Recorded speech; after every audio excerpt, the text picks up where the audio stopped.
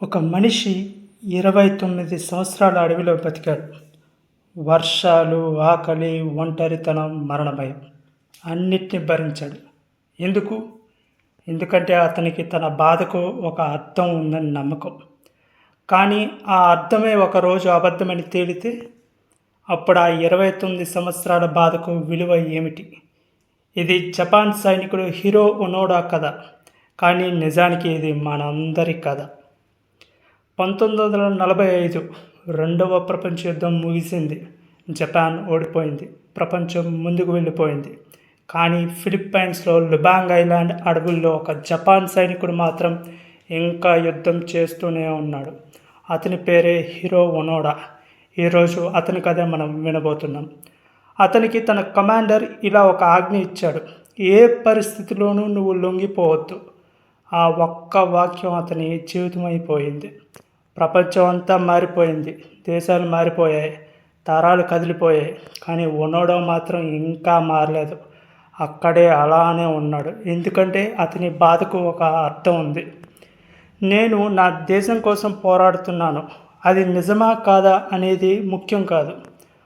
అతను ఇలా నమ్మాడు. ఆ నమ్మకమే అతన్ని 29 సంవత్సరాలు బతికించింది. ఇక్కడ మనం ఒక గొప్ప సత్యం తెలుసుకోవాల్సిన అవసరం ఉంది.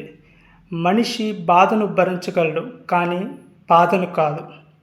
బాధ వెనుక ఉన్న అర్థాన్ని భరిస్తాడు. ఒక తల్లి పిల్లల కోసం కష్టపడుతుంది. ఒక విద్యార్థి భవిష్యత్ కోసం రాత్రులు నిద్రపోకుండా ఉండగలడు.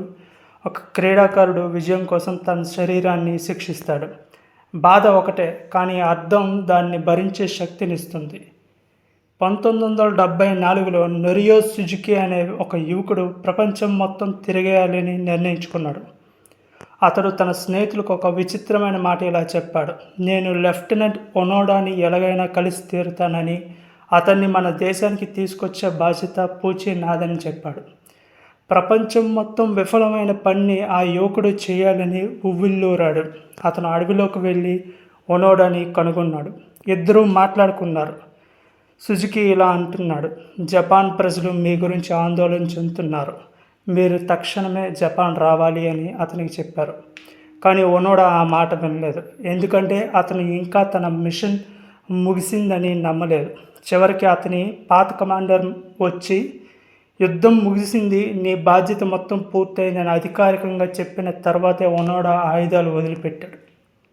ఒక్కసారి ఆలోచించండి. 29 సంవత్సరాలుగా అతన్ని బతికించిన అర్థం ఒక్క క్షణంలో కూలిపోయింది. అతడు భరించిన ఆకలి, ఒంటరితనం, భయం అన్నీ ఒక ముగిసిపోయిన యుద్ధం కోసం. అప్పుడు ఒక ప్రశ్న వస్తుంది: నేనెందుకు ఇన్ని సంవత్సరాలు బాధపడ్డాను? ఇదే జీవితంలోని అత్యంత ప్రమాదకరమైన క్షణం అని అతను అనుకున్నాడు. మనలో చాలామంది కూడా ఒనోడాలానే జీవిస్తున్నాం. ఇష్టం లేని ఉద్యోగం, ముగిసిపోయిన సంబంధం, మనల్ని లెక్క చేయని వ్యక్తుల కోసం ఎన్నో త్యాగాలు, చనిపోయిన కళలు. మనం బాధపడుతూనే ఉంటాం. ఎందుకంటే ఒకప్పుడు దానికి అర్థం ఉండేది. కానీ ఆ అర్థం ఇంకా ఉందా అనేది ప్రశ్న. నా దృష్టిలో జీవితంలో ఒక గొప్ప నియమం ఉంది: బాధకు అర్థం ఉన్నంత వరకు పోరాడు.